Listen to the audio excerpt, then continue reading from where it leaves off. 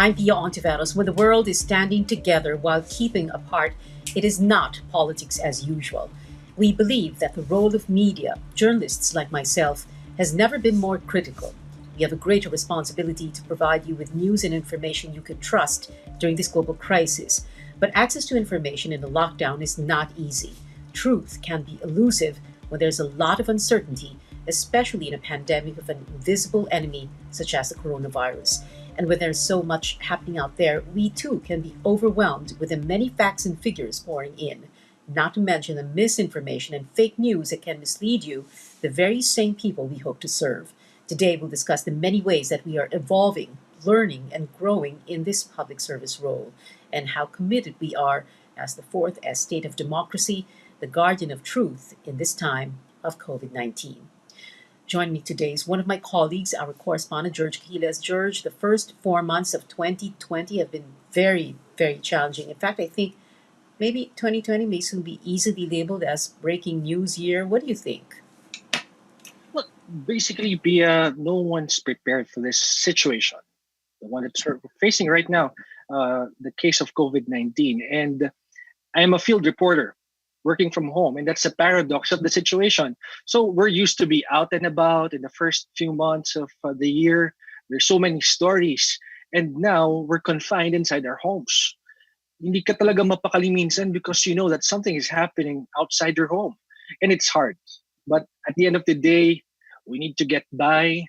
Kasi experience-wise, when we covered Marawi Siege, nakikita mo, nadidinig mo yung banta sa buhay mo as a journalist. But this time, we cannot see the danger. The virus is invisible.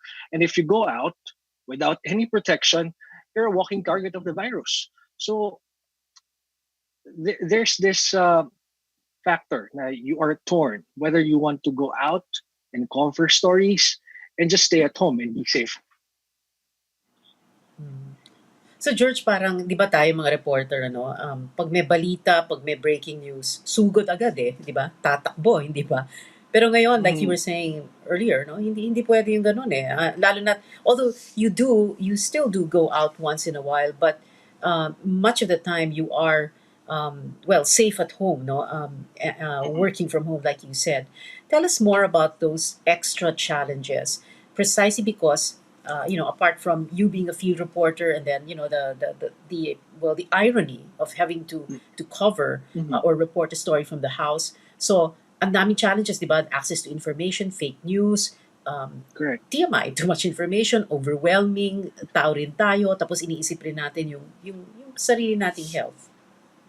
Yeah, that's correct, Pia. Actually, whenever this is personal thoughts, no. Whenever I feel down and questioning my role at this point, in the midst of the pandemic, I just think that I need to be more focused and determined in getting things done rather than procrastinating because there's a lot of confusion right now, no. And our role as journalists is vital in providing verified information to the public. And I remember our one of our bosses called us up during the initial phase of the quarantine, primarily to check in. No, she also reminded us of the importance of providing timely yet verified information, so we won't stir panic and restlessness among our viewers. At mabigat na tungkulin yun, lalo na ngayon that verifying information, as what you said, is harder. So before you go out and cover, you personally see things as it unfolds. Now you rely on information that is being provided by government agencies, official press releases of the government and NGOs, social media primarily. For instance, yung story natin about this former soldier who was fatally shot by a police officer near a checkpoint in Quezon City. When we first saw the video, our first instinct is to go out, no, and verify. And when I did not get answers from government agencies, that's the time that I decided that I need to go out. So I asked our office if I can go and check the situation on the ground, and well, they were very considerate naman given the circumstances, and were able to go out and verify those information on the ground. Okay. It's so like you're saying, no? I mean, I guess the word here challenging talaga, no? Para bang yung senses ba natin as journalists, yung nose for news, even mas heightened siya na nandito na we are well safe at home and staying home and working from home precisely because we can't really, although we do confirm news via telephone calls, getting in touch with our sources, even on social media platforms, it is extra challenging. Ano, kumbaga, would you say, mas mabigat ngayon yung like, tungkulin, mas mabigat, mas malaki yung responsibilidad natin ngayon. Correct. That's correct. Our management initially has set guidelines to ensure our well-being as employees, di ba? And initially, we're not allowed to go out in the field. So work from home talaga tayong lahat, reporters and anchors up to this point, no? But when we were able to procure protective gears for us, medyo nag-relax and allowed us reporters, so a certain number of reporters to cover outside on Yeah. a daily basis. And like what I've said, there are stories really that require reporters to go out to be able to tell the story properly. And people like people's stories, plight of the poor, checking how government policies are being implemented on the ground. Minsan nakakapraning din because you don't know who among those people around you are infected by COVID-19. So talagang extra precaution lang na ginagawa natin. And Yeah. Oo. in terms of, yeah, Nakakapraning syempre. Sorry, go ahead. well, kaya nga, sometimes whenever after covering outside talagang you don't want to bring the virus home because your loved ones are with you. So talagang bago ka pumasok ng bahay mo galing sa coverage, you disinfect your shoes, your clothes, diretso sa banyo to take a bath. And like yung mga hindi ko ginagawa dati, I regularly take vitamins now just to keep myself healthy at this point. Uh-huh. Yeah. Okay. So in other words, you realized all of a sudden we even if we are journalists are not immortal, we are not invincible. We need to take our Correct. vitamins and like you said, you take vitamins now. So let me ask you, you wash your hands regularly, you drink a lot of water, you get enough sleep. Lahat ng sinabi na ng WHO at DOH sumusunod ka, hindi ba, George?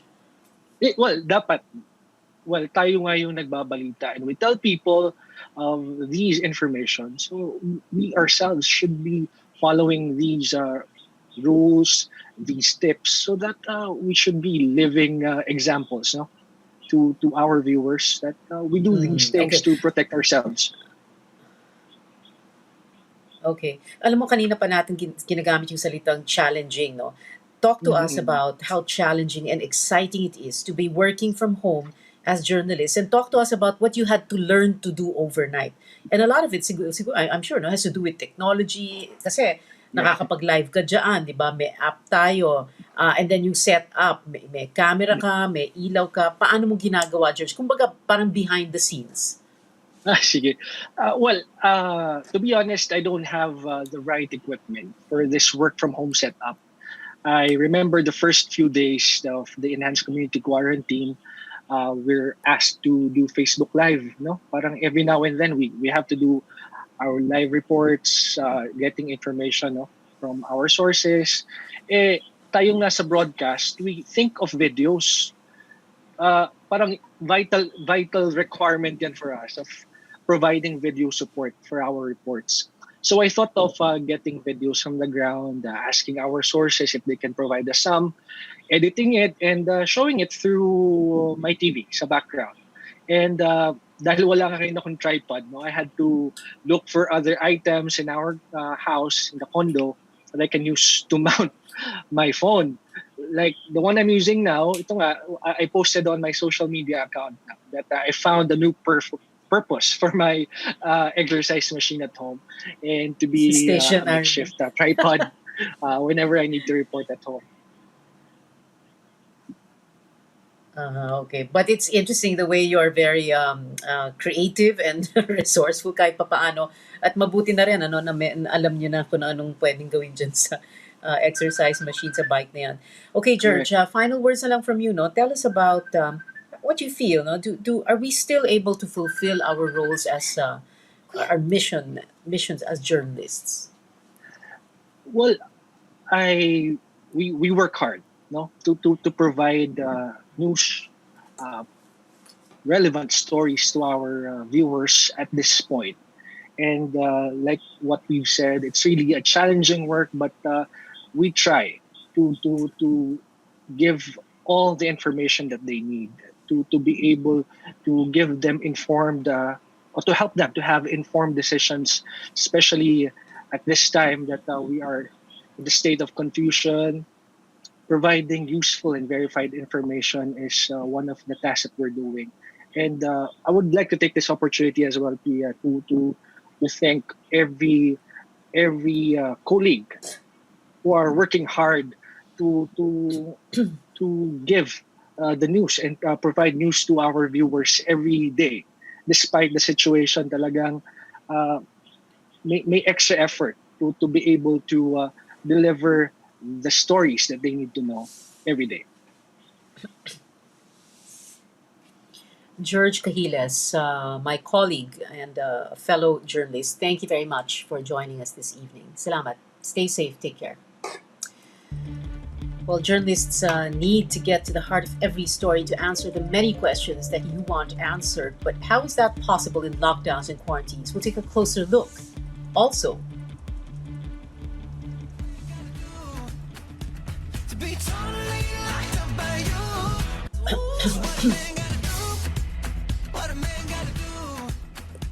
that's Max Foster, CNN's Royal Correspondent, another fellow journalist who's now become a TikTok sensation. We'll talk to Max live from London after the break.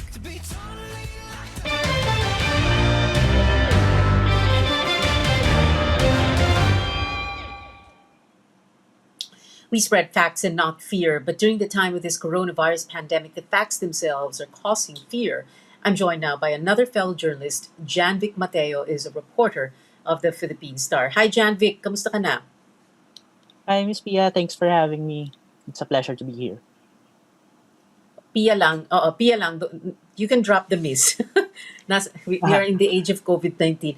Anyway, Janvic, talk to us about how challenging this can be. Kasi, iba, lahat tayo as journalists, sanay tayo. Kanina nga sabi ko kay George, pag may balita, pag may breaking news, sanay tayo sumugod sa labas, ano? Pero ngayon, hindi pwedeng basta't-basta't sumugod. That's correct.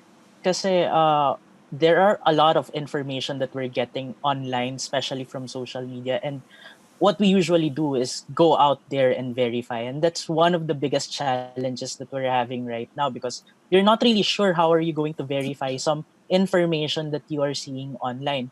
Mas maganda kung meron kang makakausap na official to be able to verify it, or better yet, the source of that particular information to verify that information that are going around. But one of the challenges right now is going out there, getting the information, getting the context of that particular information, and being able to translate that into a verified report that we usually come up as journalists. So how are you able to get over or get through that challenge?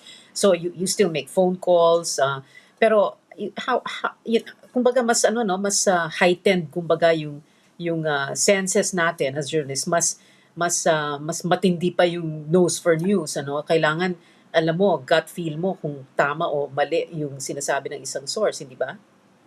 Exactly. Kasi isa sa tinitignan natin ngayon, parang I function with this general sense of doubt sa information na nakukuha natin or naririnig natin. Parang lagi ngayon the basic gut feel that the basic thing that you're thinking is that you have to verify that particular information. Hindi dahil nabasa mo siya online citing a particular source, you'd go around and share that information or even come up with a report about it. There is always that need to verify. And one of the things that we're doing, of course, is going direct to the sources. We have contact information of these sources, and we're grateful that somehow they are able as well to shift to this particular level of normalcy that we're having right now. Na medyo dependent sa online, medyo dependent sa phone calls, medyo dependent sa text messages kasi hindi na natin kayang gawin yung pupunta tayo doon sa offices nila to do the personal interviews. So may mga ganong klaseng shift tayong na i-experience ngayon as journalists and in coming up with reports for our audience. Mhm. Yeah. Kanina, Janvic, nung kausap ko nga si George, pinag-usapan namin, what it's like to work from home for a television or a broadcast journalist. Since you are a print journalist and newspaper reporter, tell us what it's like, no? So, you write stories, ano yan, email, gano'n, no? Paano, ano yung proseso nyo? Actually, it's not so much different when it comes to reporting per se for a print medium kasi sanay naman din kami na we write somewhere kung saan man kami abutan ng deadline tapos ipapadala namin siya via email sa office. So we don't have to submit our reports naman personally doon sa office. So more or less similar setup siya. It's just that we cannot do it from another location other than our houses. I'm particularly used to writing at a coffee shop or even sa corridors ng mga agencies kung doon naabutan ng deadline. Pero ngayon, limitado tayo kadalasan doon sa pagre-report o pagsusulat ng balita. Dito sa bahay, dito sa kwarto ko. Mhm. Yeah. Normally, Janvic, as journalists, sometimes we feel that we are invincible, no? Na kumbaga, we can cover a story, nababracket natin yan eh, parang hindi tayo kasama dyan sa story na yan. Pero iba na ngayon, hindi ba? With this pandemic. Kasi kahit sino naman pwedeng ma-infect eh, hindi ba? Kahit sino pwedeng magkaroon ng COVID-19. No? So how does that make you feel na one of these days, baka ako na yung isang I'm one of the figures there, no? I'm one of the confirmed COVID cases or something. And if that is affecting you, how does it change the way you not just do your work, meaning ingat na ingat at hindi ka susugod, pero yung the way you are about your health. Kumbaga, kanina nga, when kausap ko si George, no, di ba, yung mga sinasabi ng DOH, WHO, lahat ng mga health and safety protocols, sumusunod ka rin, ginagawa mo rin yon. Tama.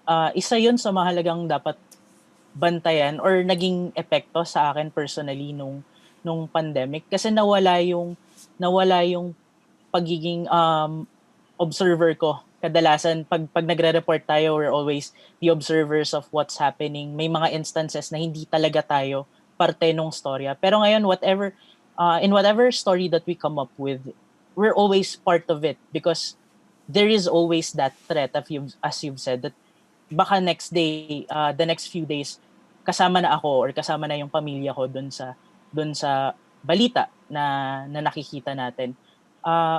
Malaki yung epekto niya in a way kasi merong general anxiety and I'm pretty sure I'm not the only one who's experiencing it. But a lot of people really experience this general anxiety as towards the pandemic and somehow it affects how you work kasi minsan magsusulat ka ng balita pero kinakabahan ka rin kasi baka mangyari pala sa'yo yung sinusulat mo. Kailangan ng mas matinding focus, I guess, dun sa pagsusulat ng balita para hindi ka apektado. Kasi a lot of the stories that we're writing about, we write about politics, we write about what's happening right now around us, but we also write about the narratives of the people we meet, the narratives of the people we see online. And sometimes we can't really detach ourselves from those narratives because these are narratives that we're all too familiar with and these are stories that somehow relates us all in time of this pandemic. Yeah, yeah, that's true. No, anxiety that stares us all in the face as journalists. The narrative that we can become a part of or are already a part of. So kumbaga, hindi natin pwedeng sabihin hindi ako kasama dyan eh. Talagang parang it can be very overwhelming, no, Janvic. So final words na lang from you in terms of how you can feel overwhelmed, but at the same time, how you still need to remain very focused on your mission and your role as a journalist.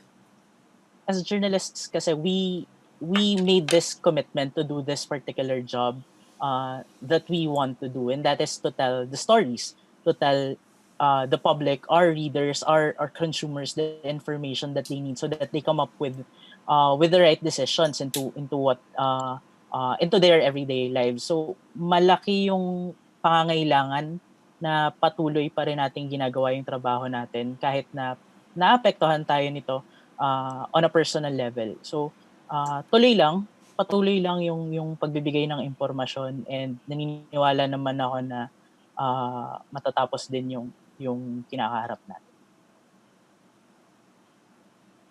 And pahabol na lang, ano, I'm sorry, I forgot to mention this earlier. You also teach journalism classes in UP. This is again another interesting, you know, detail about you. So you're a journalist, but at the same time you're teaching. So online classes siguro, or medyo natigil sandali. Very briefly na lang, Janvic. Yeah.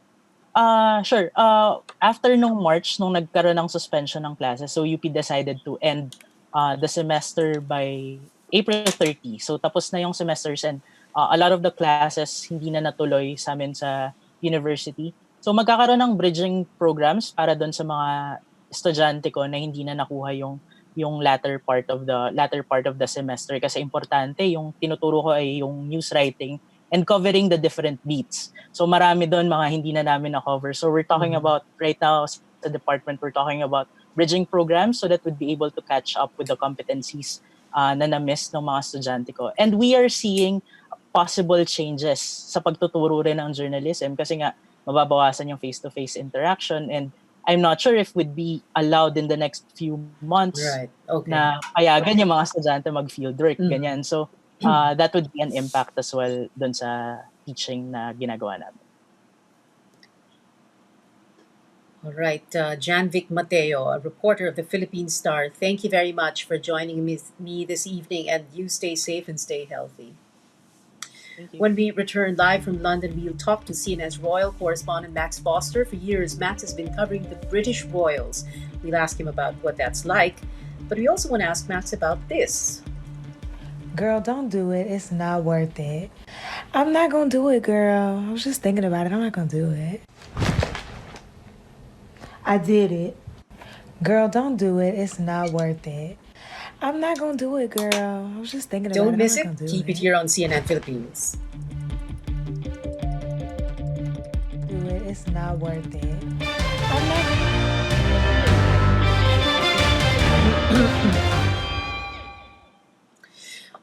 On the program today, we've been talking about the role of media, how challenging it is for journalists to bring the news to you during this time of COVID-19. It's a time of fear, misinformation, information overload, and so much uncertainty. And much like many people, we do work from home too. In fact, this is my 6th week anchoring the show from my house. We have colleagues at CNN International who are doing the same. There's Hala Gorani anchoring her show from London. She's staying safe at home while delivering the news that is needed about this coronavirus. Here's Chrissy Lou Stout in Hong Kong, also working from home. This lockdown has taught us so much, and it's taught her international colleague Max Foster to have fun on TikTok. Max Foster is CNN's Royal Correspondent. Max, you've taken TikTok by storm. Welcome to the program. You did it. 1.7 million views. Wow, yeah. What's interesting about TikTok is it's my daughter that got me on it, because she was on her phone all the time. I've got 3 kids, and they were on TikTok, and they weren't actually watching TV anymore. So I kind of got involved there. But she said, you should get on there because that's what everyone's watching now, Daddy. So that's kind of how it all started. And then once you start messing around on it, you start realizing it's enormously powerful, because you can reach a lot more people a lot more quickly than I think most other platforms right now. It's kind of obviously viral, everyone's on there at the moment, but it's got this algorithm which is a complete mystery, and people keep asking me how it works. I have no idea whatsoever, but all I do know is that you can put a video out, and whether you have a huge following or a small following, you can get it out to lots of people, and it's fun, and there's so much misery around. I like how you say you don't have any idea how it actually works, but the key thing here, which is really interesting, what you said, you're able to reach people, you're still able to communicate with them because of these TikTok videos. Yeah, so obviously I'm working like you from home. We've also got a position that I can go out to, which is sanitised. So I'm working in a normal way as a journalist, as you are. But this is all behind the scenes fun stuff. It's not, this is not a CNN account. It's just that the account that I set up myself. I think, it's a very positive place, TikTok. And I think the world is very, it's pretty gloomy at the moment. And people are using TikTok. I mean, one of the tweets I saw going around recently was that lockdown for TikTok is what the Gulf War was for CNN. I think that might be a bit of an exaggeration, but it's certainly true that people are using it to sort of while away the time at home, and they want to have some positive news as well. But I mean, you've been showing some of my TikToks. One of the challenges early on was people saying you can't do news on TikTok because people don't want news on TikTok. Actually, a lot of the conversations are about news. The big news story now is the virus and lockdown, and that's what most TikToks are actually about. And actually, you can do very serious stories on there as well. It just has to have this sort of positive spin to it. I did it. Right. We have enough, like you said, no, we have enough gloomy news, and I guess this is one way for people to cope. And what's interesting is because our work as journalists is that we filter a lot of the news before it gets out there. We need to read everything, and it can be very overwhelming for us. So in a way, I wonder if that is also why you're there on TikTok. It helps you, unload some of the gloomy stuff or something. Well, it has definitely helped my journalism, partly because I'm sure, as you find, that when you post things on social media, you don't always get the reaction that you're expecting. So I'm just thinking of an example, but before all of this, I was in Downing Street covering Brexit. And when I was TikToking, then it would start another conversation. So I remember one day, everyone was responding, talking about a Scottish referendum, for example. So actually, that did affect my coverage, and also I can see what sorts of stories resonate more by going on there. I don't really know. I mean, I'm just experimenting, really. I don't really know what I'm doing. There's no great sort of strategy or brain science behind it. Yeah. But it certainly Max, has. It's interesting to see what takes people's attention. Max, as journalists, don't we all feel like, we can always feel that we are not part of the story. We're able to step back. But with this pandemic, do you feel that, do you feel overwhelmed because that it affects the entire world, that we are not, as journalists, we are not immortal, we are not invincible, we cannot not be infected just because we're journalists. Do you feel that way too? Yeah, I mean, there's two things I'd say about journalism. Is one, I mean, I'm not a war correspondent. I don't go to war zones, but this has made me really sort of empathise with what those correspondents do, because every day I am still going out. It's very controlled, as you know. CNN systems are very controlled. It's very safe, but I am going out and reporting. But I do, at the back of my mind, I'm always aware that I could be risking my life, and I could be risking my family's life coming back home, potentially with the virus. So it's changed the way we work, and it's been a huge sacrifice. Certainly my colleagues, I haven't gone into any hospitals, but those doing that are taking huge risks. And I think that journalists have been incredibly brave and important. I think that people are reliant on news because they're locked at home, and it's their only way of finding out what's going on in the world. So it's become more important. But what's really heartening is that our business has been knocked massively in terms of trust by politicians trying to break down trust in media and news. And actually, people have come to news and trusted sources, particularly such as CNN, to find out the truth. So there's been a resurgence in interest in news, and it's reminded people of why we're there. We are there performing a public role. We're there for the public interest, and we're not just there to be bashed. And I think we've gained a huge amount of support through lockdown. So there's the positive from it, I think. Max Foster from CNN International, thank you very much. Maraming salamat. Thank you for being with us tonight. It is not politics as usual in this time of COVID-19. I'm Hontiveros. Thank you for watching.